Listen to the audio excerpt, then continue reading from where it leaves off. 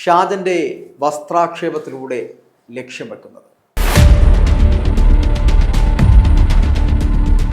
നമ്മളിന്ന് ചർച്ച ചെയ്യപ്പെടുന്ന വിഷയം അതുതന്നെയാണ്. ഷാദിൻ്റെ വസ്ത്രാക്ഷേപത്തിലൂടെ ലക്ഷ്യം വെക്കുന്നത് എന്താണ് എന്നുള്ളതാണ്. സുനിൽ മാത്യു, എന്തു തോന്നുന്നു?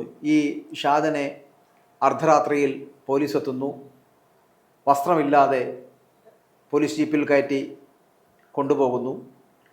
ഇങ്ങനെയുള്ളൊരു കാഴ്ചയിലേക്ക് എത്താൻ മാത്രം എന്ത് ക്രൂരമായ തെറ്റാണ് ഈ ഷാജൻ സ്കറിയ ചെയ്തത് എന്ന് തോന്നുന്നു. അപ്പം ഷാജൻ ചെയ്ത തെറ്റിലുപരി സൂചിപ്പിച്ച പോലെ കൃത്യമായൊരു ലക്ഷ്യം വെച്ചുള്ള ഒരു പദ്ധതിയായിരുന്നു ഇത് എന്ന് പറഞ്ഞത് വളരെ വ്യക്തമാണ്. കാരണം അതിലൂടെ ലക്ഷ്യം വെക്കുന്നത് ഇതൊരു സന്ദേശമാണ്. ഷാജൻ സ്കറിയ എന്ന ഒരു മാധ്യമ പ്രവർത്തകനെ അർദ്ധരാത്രി അദ്ദേഹത്തിൻ്റെ വീട് കയറി പിടിച്ചുകൊണ്ട് വസ്ത്രാക്ഷേപം നടത്തി, നഗരം ചുറ്റിച്ച്, മെഡിക്കൽ ടെസ്റ്റ് എന്ന രൂപേണ കൊലക്കേടുകൾ നടത്തി, മാധ്യമങ്ങളുടെ മുന്നിൽ പ്രദർശിപ്പിച്ച് തത്സമയം സംരക്ഷണം ചെയ്ത് മജിസ്ട്രേറ്റിൻ്റെ വീട്ടിലേക്ക് കൊണ്ടുപോയി രാത്രി തന്നെ അദ്ദേഹത്തെ ജയിലിലേക്ക് വിടുക എന്ന ഒരു ലക്ഷ്യം വെച്ച് ചെയ്യുന്നതിന് പിന്നിൽ കൃത്യമായ ഒരു അജണ്ട. ആ അജണ്ട എന്ന് പറയുന്നത് ഇവിടെയുള്ള മാധ്യമ പ്രവർത്തകർക്ക്, പ്രത്യേകിച്ച് ഡിജിറ്റൽ മാധ്യമങ്ങളാണ് ഏറ്റവും കൂടുതൽ ഇന്ന് പിണറായി സർക്കാരിനെ ആക്രമിക്കുന്നത്. അന്നേരം അത്തരം മാധ്യമ പ്രവർത്തകർക്കുള്ള ഒരു ശക്തമായ ഒരു വാണിംഗ് ആണ്. ഞങ്ങൾക്കെതിരെ ശബ്ദിച്ചാൽ, പ്രത്യേകിച്ച് മുഖ്യമന്ത്രിക്കും മുഖ്യമന്ത്രിയുടെ മകൾക്കുമെതിരെ ആരൊക്കെ ശബ്ദിച്ചോ അവിടെയെല്ലാം അവസ്ഥ ഇതുതന്നെയാണ്. നിന്നെയൊന്നും വീട്ടിൽ കിടത്തി ഉറക്കത്തില്ല, നിന്നെയൊക്കെ പരസ്യമായി ഇതുപോലെ നാട്ടിച്ച് ജയിലിൽ അടയ്ക്കും എന്നുള്ള ഒരു സന്ദേശമാണ് ഇതിലൂടെ നൽകുന്നത്. മാധ്യമങ്ങളെ സംബന്ധിച്ചിടത്തോളം ഇന്ന് ഈ ഒരു ഭരണകൂട ഭീകരതയുടെ ഒരു ഭാഗമായി, ഒരു പങ്കാളികളായി എന്തുകൊണ്ടാണ് മാറുന്നത്? തീർച്ചയായിട്ടും വളരെ നല്ല ചോദ്യമാണ്. കാരണം പലപ്പോഴും ഈ ഓൺലൈൻ മീഡിയകൾ, നമ്മളിപ്പോൾ ഈ ഡിജിറ്റൽ പ്ലാറ്റ്ഫോമുകളിലുള്ള ഡിജിറ്റൽ ന്യൂസാണ് എപ്പോഴും. ആ മാധ്യമപ്രവർത്തകരാണ് കൂടുതൽ വാർത്തകൾ വളരെ അഗ്രസീവായിട്ട് ഈ പിണറായി വിജയനെതിരെയും അല്ലെങ്കിൽ ഭരണകൂടത്തിനെതിരെയും വളരെ കൃത്യമായിട്ടുള്ള അർത്ഥവത്തായിട്ടുള്ള വാർത്തകൾ ചെയ്തുകൊണ്ടിരിക്കുന്നത്. അല്ലാതെ വരുന്ന താങ്കൾ ഈ പറയുന്ന മുഖ്യധാരാ മാധ്യമങ്ങളുടെ മിക്കവാറുമുള്ളവരൊക്കെ ഈ പാർശ്വവർത്തികളായിട്ടോ അല്ലെങ്കിൽ അതിൻ്റെ മുതലാളിമാർ ഈ പറയുന്ന പിണറായിക്കോ പിണറായിയുടെ സർക്കാരിനോ ഓശാന പാടുന്നവരോ ഓച്ചാനിച്ച് നിൽക്കുന്നവരോ ഒക്കെ ആയിട്ട് മാറുന്നത് നമ്മൾ കാണുന്നുണ്ട്. ഇതെന്തുകൊണ്ടായിരിക്കുമെന്ന് ചോദിച്ചു കഴിഞ്ഞാൽ നമ്മൾ പലപ്പോഴും പറയാറില്ലേ, ഈ വയറ്റിപ്പഴപ്പിന് വേണ്ടി എന്തും ചെയ്യാമെന്ന് പറയപ്പെടുന്ന തരത്തിലേക്ക് എത്തപ്പെടുന്ന ഒരു സമീപനം സ്വീകരിക്കുന്ന വൃത്തികെട്ട, താങ്കൾ തന്നെ നമ്മളിന്ന് ചെയ്ത ഒരു വീഡിയോയിൽ പറഞ്ഞ പോലെ മാധ്യമവേശ്യകളാകുന്ന തരത്തിലേക്ക് എത്തപ്പെടുന്ന ഒരു സാഹചര്യം സൃഷ്ടിക്കുന്നു. ഇതിൻ്റെ ആവശ്യമുണ്ടോ എന്ന് ചിന്തിക്കേണ്ട സത്യത്തിൽ അവർ തന്നെയല്ലേ. പക്ഷെ അവരെന്തുകൊണ്ടാണ് ഇങ്ങനെ ചെയ്യുന്നത് എന്നുള്ളതാണ് ഇപ്പോൾ ചോദ്യമായിട്ട് കേരളത്തിലെ പൊതുസമൂഹം ചോദിച്ചുകൊണ്ടിരിക്കുന്നത്. അതിനകത്ത് നമുക്ക് എന്ത് പറയാൻ കഴിയും? അത് പൊതുസമൂഹം മനസ്സിലാക്കേണ്ടുന്ന ഒരു കാര്യം, എന്തുകൊണ്ടാണ് മാധ്യമങ്ങൾ അല്ലെങ്കിൽ ഒരു മാധ്യമ വേശികളായി അധപതിക്കുന്നത് എന്ന യാഥാർത്ഥ്യം നമ്മൾ മനസ്സിലാക്കണം. കാരണം ഇന്ന് ഈ പറയുന്ന മുഖ്യ ധാരാ മാധ്യമങ്ങൾ എന്ന് അവകാശപ്പെടുന്നവരെ സംബന്ധിച്ചോളം നിലനിൽപ്പിനായി ക്ലേശിക്കുക. കാരണം ഇത്രയും മൾട്ടിപ്പിൾ എഡിഷനുകൾ, ആയിരക്കണക്കിന് ജീവനക്കാർ, ഇവരെയെല്ലാം വെച്ച് പോറ്റി പുലർത്തി പോകണമെന്നുണ്ടെങ്കിൽ കോടികളുടെ വരുമാനം വേണം. അന്നേരം ആ കോടികളുടെ വരുമാനം എന്ന് പറയുന്നത് ഇന്ന് നല്ലൊരു ശതമാനം പ്രധാനപ്പെട്ട ഈ മുഖ്യ ധാരാ മാധ്യമങ്ങളും ഒന്നാം സ്ഥാനത്ത് നിൽക്കുന്ന പ്രിന്റ് ആയിക്കോട്ടെ വിഷ്വൽ മീഡിയകളായിക്കോട്ടെ, ഇന്ന് ഇവരുടെ പ്രധാനപ്പെട്ട സോഴ്സ് ഓഫ് ഇൻകം എന്ന് പറയുന്നത് സർക്കാർ പരസ്യങ്ങളാണ്.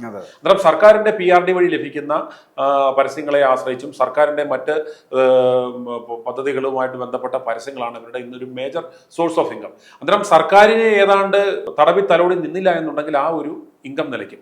ആ ഇൻകം നിലച്ചു കഴിഞ്ഞാൽ സാമ്പത്തികമായിട്ട് ഇവർക്ക് നിലനിൽപ്പില്ലാതെ പോകും. അതുകൊണ്ട് ഒരു പരിധിവരെ സർക്കാരിൻ്റെ ഈ കള്ളത്തരങ്ങളെയും കൊള്ളയും കണ്ടില്ലെന്ന് നടിക്കുകയും അതിന് ശ്രുതി പാടുകയും ചെയ്യുക എന്നുള്ളത് പരസ്യം കിട്ടാനായിട്ടൊരു ഘടകമാണ്.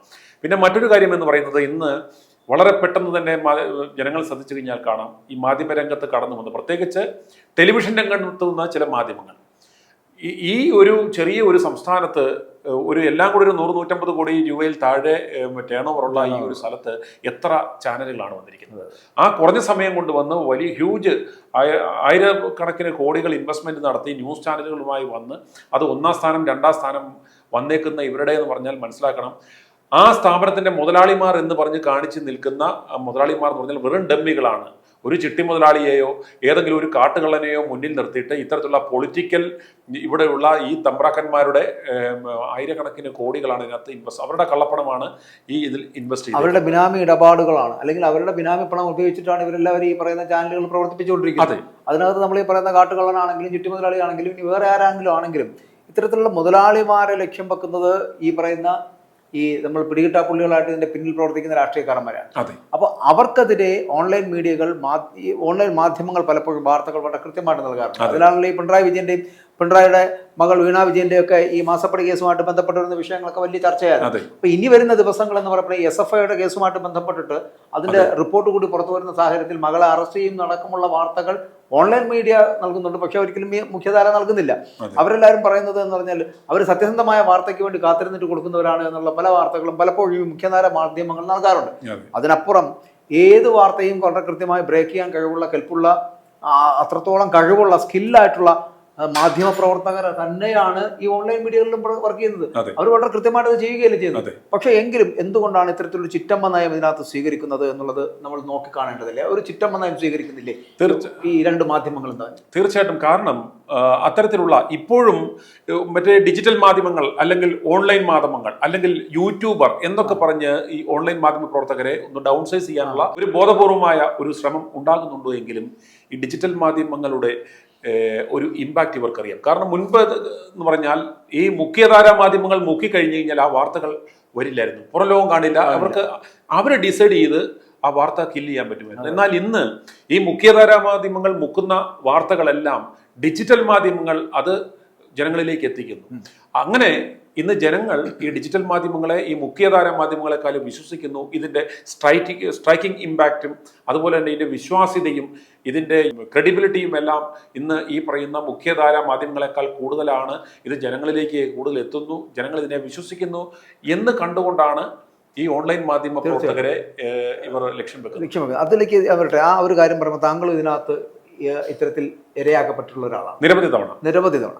അപ്പോൾ അത്തരത്തിലൊരു സംവിധാനം ഉണ്ടാകുമ്പോൾ ITI ന്യൂസും ഇതിൻ്റെ ഭാഗമാകാറുണ്ട് പലപ്പോഴും.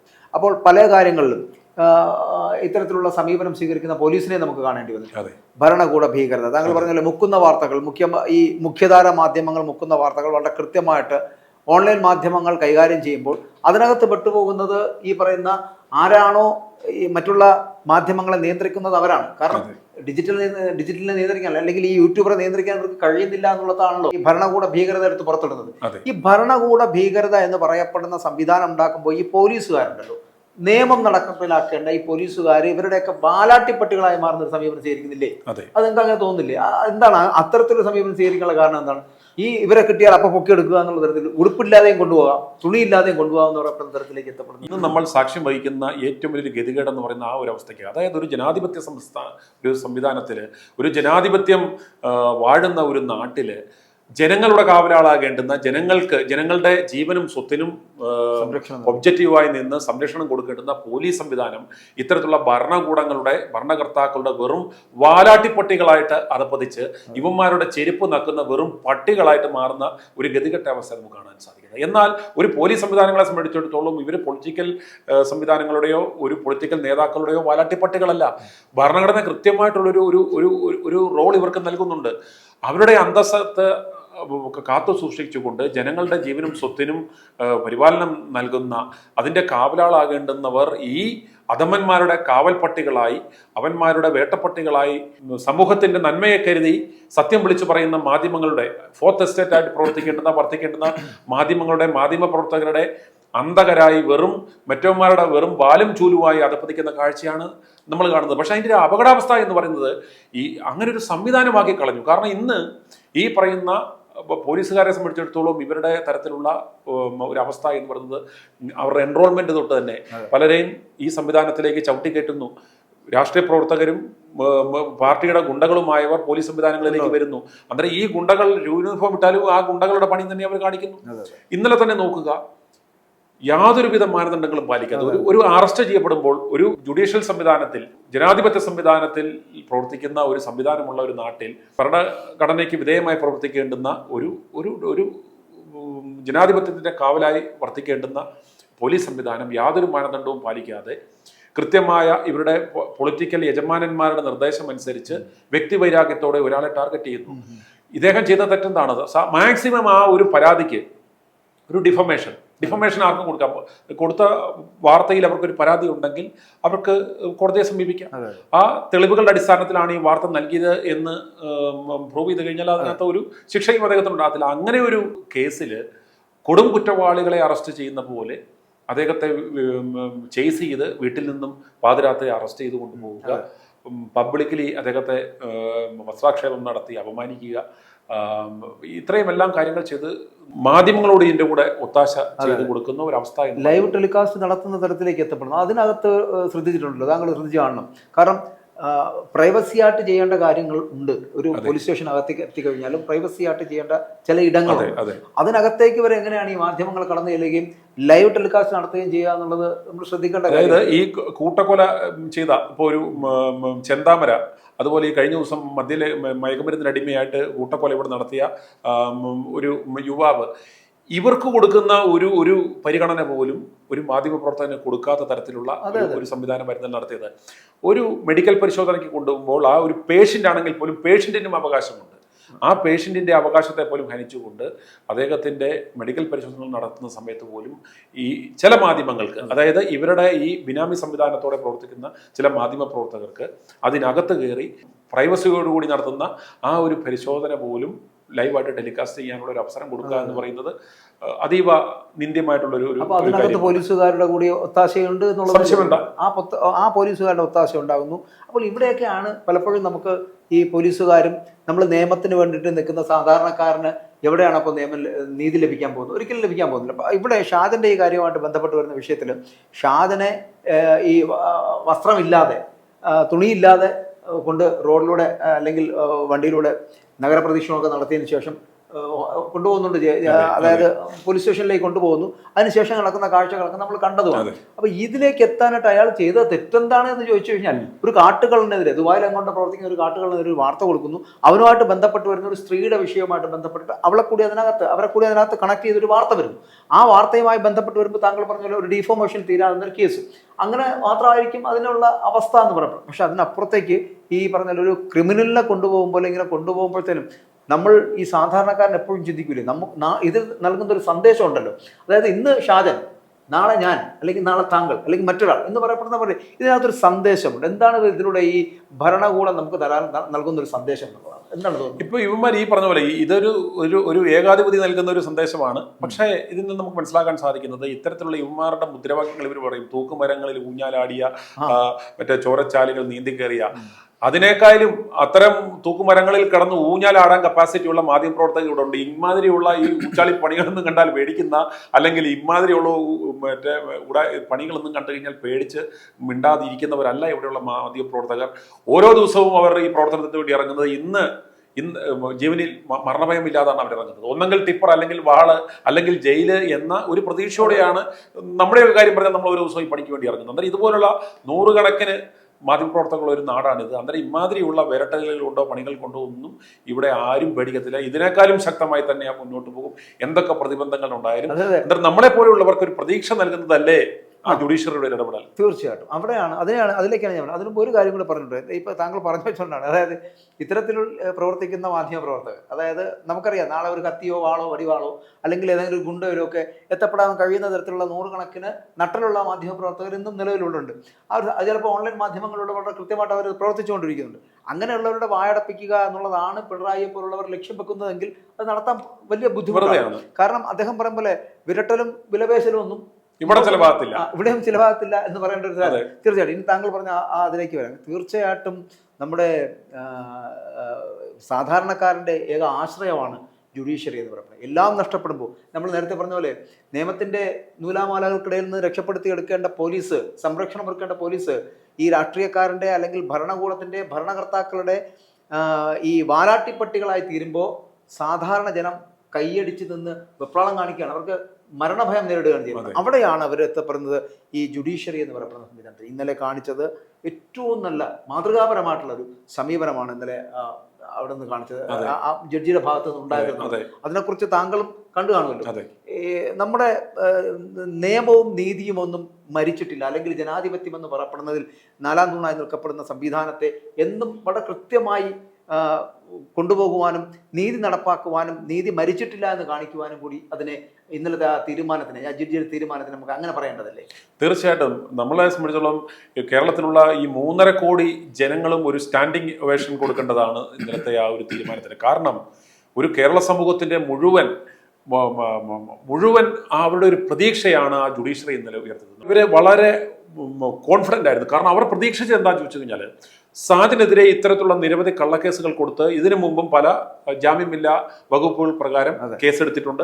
അദ്ദേഹം ഹൈക്കോടതിയെയും സുപ്രീം കോടതിയെയും സമീപിച്ച് അത് ഓവർകം ചെയ്തിട്ടുണ്ട്. അങ്ങനെ ചെയ്യുമ്പോൾ മുൻകൂർ ജാമ്യം കൊടുക്കുമ്പോൾ ജാമ്യം നിൽക്കുമ്പോൾ അതിനകത്ത് ബെയിൽ കണ്ടീഷൻസ് ഉണ്ട്.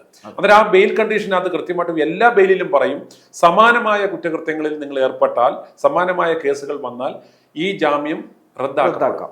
അന്നേരം ആ ഒരു ലക്ഷ്യം വെച്ചോടുകൂടി അന്നേരം ഇത്തരം ഒരു ജാമ്യമില്ലാ വകുപ്പ് ചാർത്തി അറസ്റ്റ് ചെയ്യപ്പെട്ട് മജിസ്ട്രേറ്റിന്റെ മുന്നിൽ കൊണ്ടുപോകുമ്പോൾ പോലീസ് ആന്റിസിഡൻസ് എടുക്കും. ഇത്ര കേസുകൾ, ഇന്ന കേസുകൾ, ഇന്ന വകുപ്പുകൾ ഈ പ്രതിയുടെ മേലുണ്ട്, ഇദ്ദേഹം ഒരു ഹാബിച്വൽ ഒഫൻഡറാണ്, അന്നേരം ഇദ്ദേഹത്തെ ശിക്ഷിച്ചില്ല എന്നുണ്ടെങ്കിൽ സമൂഹത്തിന് തെറ്റായ സന്ദേശമായിരിക്കും നൽകുന്നത്. ഇത്തരം ശക്തമായ ശിക്ഷ കൊടുക്കാത്തത് കൊണ്ടാണ് ഇദ്ദേഹം തുടർച്ചയായി ഇത്തരം കുറ്റകൃത്യങ്ങളിൽ ഏർപ്പെടുന്നത്. അതുകൊണ്ട് കോടതി ഒരു കൃത്യമായ ശിക്ഷ നൽകണമെന്ന രീതിയിൽ അവർ പോലീസ് റിപ്പോർട്ട് കൊടുക്കുമ്പോൾ സാധാരണഗതിയിൽ അത് പാലിക്കപ്പെടും. എന്നാൽ ബഹുമാനപ്പെട്ട കോടതി കൃത്യമായിട്ടും അത് മനസ്സിലാക്കി ഇത് ഒരു പോലീസ് അറസ്റ്റ് ചെയ്യപ്പെടുമ്പോൾ പാലിക്കേണ്ടുന്ന ഒരു കാര്യങ്ങളും പാലിച്ചിട്ടില്ല എന്ന് കോടതിക്ക് മനസ്സിലായിയാണ് അത്തരം അന്നേരം അതുവഴി ഉണ്ടായ ഒരു കാര്യം എന്ന് പറഞ്ഞാൽ ഇന്നലെ അപ്രകാരം ഒരു നീതി ബഹുമാനപ്പെട്ട കോടതിയുടെ ഭാഗത്തു നിന്നും ഉണ്ടായിരുന്നില്ല എങ്കിൽ കേരളത്തിലെ നൂറുകണക്കിനല്ല ആയിരക്കണക്കിന് ചെറുപ്പക്കാർ ഒരുപക്ഷെ ഒരു തീവ്രവാദ മൂഡിലേക്ക് മാറിയേനെ. കാരണം ഇത്തരത്തിലുള്ള ഈ സർക്കാർ സ്പോൺസേഡ് അടിച്ചമർത്തലുകൾ, സർക്കാർ സ്പോൺസേഡ് ടെററിസം തന്നെ ഇതിനെ പറയാം. അന്നേരം ഇത്തരത്തിലുള്ള ഇടപെടൽ വരുമ്പോഴാണ് ഇവിടെ ഒരു തീവ്രവാദ ചിന്താഗതിയും സംവിധാനങ്ങളും ഒക്കെ ഉണ്ടാകേണ്ടത്. അതിനുള്ള ഒരു അവസരം തടയുകയായിരുന്നു ബഹുമാനപ്പെട്ട കോടതിയുടെ സംയോജിതമായ ഒരു ഇടപെടൽ മൂലം ഇന്നലെ നടന്നത്. അതെ, തീർച്ചയായിട്ടും അത് നമുക്കത് അങ്ങനെ തന്നെ വ്യാഖ്യാനിക്കാം. കാരണം ആ ഒരു ഇടപെടൽ ഉണ്ടായിരുന്നില്ലെങ്കിൽ പലപ്പോഴും അങ്ങനെയാണ് ഈ ഭരണകൂട ഭീകരതയോ അല്ലെങ്കിൽ ഇത്തരത്തിലുള്ള സമാന്തരമായി പ്രവർത്തിക്കുന്ന പോലീസ് സംവിധാനങ്ങളോ ഒക്കെ പലപ്പോഴും സാധാരണക്കാരുടെ ജനങ്ങളെ തീവ്രവാദത്തിലേക്ക് എത്തിക്കപ്പെടാം. കാരണം അവർ നിയമം കയ്യിലെടുക്കുന്ന വഴിയിലേക്ക് എത്തപ്പെടുന്നതിന്റെ ചിലപ്പോൾ അതിന്റെ ആദ്യത്തെ കാരണക്കാരെന്ന് പറഞ്ഞാൽ ഈ ഭരണകൂടമോ അല്ലെങ്കിൽ പോലീസോ ആണ്, അല്ലേ? അത്തരത്തിൽ ചിന്തിക്കേണ്ട ഒരു സാഹചര്യത്തിലേക്കാണ് ഇത് കൊണ്ടെത്തിച്ചിരിക്കുന്നത്. സത്യത്തിൽ എനിക്ക് തോന്നുന്നു പകലുകളിൽ വളരെ അവൈലബിൾ ആയിട്ടുള്ള ഒരാളാണ് ഷാജൻ സ്കറിയ, അല്ലേ? അദ്ദേഹത്തിന് എപ്പോഴും അത് ആരെ വേണമെങ്കിലും പകലുകളിൽ ചെയ്യാവുന്ന കാര്യത്തിന് ഈ അർദ്ധരാത്രിയിൽ അപ്പനും ഉമ്മയായിട്ട് കഞ്ഞി കുടിച്ചോണ്ടിരിക്കുന്ന സമയത്തിന് ചെന്ന് അവരെ മുട്ടി വിളിച്ചിട്ട് ഇങ്ങനെ തുണിയില്ലാതെ കൊണ്ടുപോകാൻ പറയപ്പെടുന്നത് ഒരിക്കലും നമുക്ക് അംഗീകരിക്കാൻ കഴിയുന്ന ഒരു കാര്യമേ അല്ലല്ലോ. ഇദ്ദേഹത്തിന് മുൻകാലത്ത് ഇത്തരത്തിലും അനുഭവം ഉണ്ടായപ്പോൾ കോടതിയെ സമീപിച്ചപ്പോൾ ഹൈക്കോടതിയുടെ തന്നെ ഡയറക്റ്റീവ്സ് ഉണ്ട്. മിനിമം 10 ദിവസം മുമ്പെങ്കിലും നോട്ടീസ് നൽകിയ ശേഷമേ അറസ്റ്റ് നടപടികളിലേക്ക് കടക്കാവൂ എന്ന്. ഇപ്പോൾ ഷാജിൻ മാത്രമല്ല, നമ്മൾ ഏത് മാധ്യമപ്രവർത്തകരെ ആണെങ്കിലും ഇത്തരം ഒരു പരാതി ഉറപ്പ് ലഭിച്ചു കഴിഞ്ഞാൽ അവരാവശ്യപ്പെട്ട് കഴിഞ്ഞാൽ പോകാൻ ബാധ്യസ്ഥരാണ്. നമ്മൾ പോവുകയും ചെയ്യും. ഇവിടുത്തെ നീതിന്യായ വ്യവസ്ഥകൾക്ക് അനുസരിച്ച് അതിനെ അബൈഡ് ചെയ്ത് പോകുന്ന ആളുകളാണ് നമ്മളെല്ലാവരും. അന്നേരം ഷാജിനെ സംബന്ധിച്ചിടത്തോളം അത്തരത്തിലുള്ള ഒരു ലോ ബ്രേക്കർ അല്ല, പാലിച്ച് തന്നെ പോകുന്ന ഒരു വ്യക്തി നിലയ്ക്ക് അദ്ദേഹം ഊണറിയുമായിരുന്നു. പക്ഷേ അതിനു പോലും അവസരം കൊടുക്കാതെ ചിലവരുടെ ആത്മരതിക്ക് വേണ്ടി അല്ലെങ്കിൽ ഒരു ആത്മസംതൃപ്തിക്ക് വേണ്ടിയാണ് ഇത്തരത്തിലുള്ള അവരുടെ ഈ തിണ്ണമെടുക്കെന്ന് പറയുന്നത് കയ്യിൽ ഭരണമുള്ളതിന്റെ ആ ഒരു മിടുക്ക് കാണിച്ചിലൂടെ ഉണ്ടായ കാര്യം എന്ന് വെച്ച് കഴിഞ്ഞാൽ ഷാജിനെ സംബന്ധിച്ചിടത്തോളം ഷാജൻ ഹീറോയായി, ഷാജന്റെ റീച്ച് കൂടി. ഇന്നലെ തന്നെ എനിക്ക് തോന്നുന്നു ചിലപ്പോൾ ലക്ഷക്കണക്കിന് സബ്സ്ക്രൈബേഴ്സ് കൂടി കാണും. ഷാജന്റെ റീച്ച് കൂടി, ഷാജന്റെ ക്രെഡിബിലിറ്റി കൂടി. ഷാജന് ഇത് മൈലേജ് ഉണ്ടായിട്ടുള്ളൂ. ഇവരുടെ അദ്ദേഹത്തിനെ തകർക്കാൻ ശ്രമിച്ചു എന്ന് പറയപ്പെടുമ്പോഴത്തേനും അദ്ദേഹം വീണ്ടും ഉയരങ്ങളിലേക്ക് എത്തപ്പെടുന്നു, ജനങ്ങളിലേക്ക് റീച്ച് ചെയ്യപ്പെടുന്നു. ഒരു കാര്യം കൂടിയുണ്ട് അതിനകത്ത്. ഇപ്പൊ നമ്മൾ പറഞ്ഞെടുത്ത് ഒരാളുടെ ഒരു വൈരാഗ്യം, ഒരു വ്യക്തി വൈരാഗ്യം എന്ന് പറയപ്പെടുന്ന തീർക്കാനാണോ ഈ മാധ്യമ പ്രവർത്തകർ നമ്മൾ വിളിച്ച് പറയുന്ന സത്യങ്ങൾ? ഇപ്പൊ നമ്മൾ നേരത്തെ പറഞ്ഞ പോലെ ഈ ഷാജൻ മാത്രമല്ല, പലതരത്തിലുള്ള ഇപ്പം ഞാനാണെങ്കിലും താങ്കളാണെങ്കിലും ഇതുപോലുള്ള ഒട്ടനവധി പേർ ഇതുമായിട്ട് ബന്ധപ്പെട്ടിട്ട് മാധ്യമപ്രവർത്തനം നടത്തുന്നുണ്ട്. അവർക്കൊക്കെ സത്യം വിളിച്ച് പറയപ്പെടുമ്പോൾ അവർക്ക് ലഭിക്കുന്ന ഇത്തരത്തിലുള്ള ഭീഷണിയാണെങ്കിൽ അതൊരിക്കലും നമുക്ക് അംഗീകരിക്കാൻ കഴിയുന്ന ഒരു കാര്യമല്ലല്ലോ, ഒരു ആശാസ്യമായ കാര്യവുമല്ല. ഒപ്പം തന്നെ ഒരു കാര്യം കൂടിയുള്ളത്, ഈ ഷാജൻ പറയുന്ന ഒരു സ്റ്റേറ്റ്മെന്റിനകത്ത് പറയുന്നുണ്ട് ഈ ദർവേഷ് സാഹിബുമായിട്ട് ബന്ധപ്പെട്ട് അദ്ദേഹം ഇതിനു മുൻപ് ഇദ്ദേഹത്തെ അറസ്റ്റ് ചെയ്യാനിരുന്നതായിരുന്നു, പക്ഷെ അന്ന് ലഭിച്ചില്ല. അതിനുശേഷം ഒരു ട്രെയിൻ യാത്രയിൽ വെച്ച് കണ്ടുമുട്ടുമ്പോൾ അദ്ദേഹത്തിനോട് പറയുകയും ചെയ്തു എന്നെ അന്ന് ലഭിച്ചില്ല എന്ന് പറയുന്ന ഒരു ചെറിയ ചോദ്യം.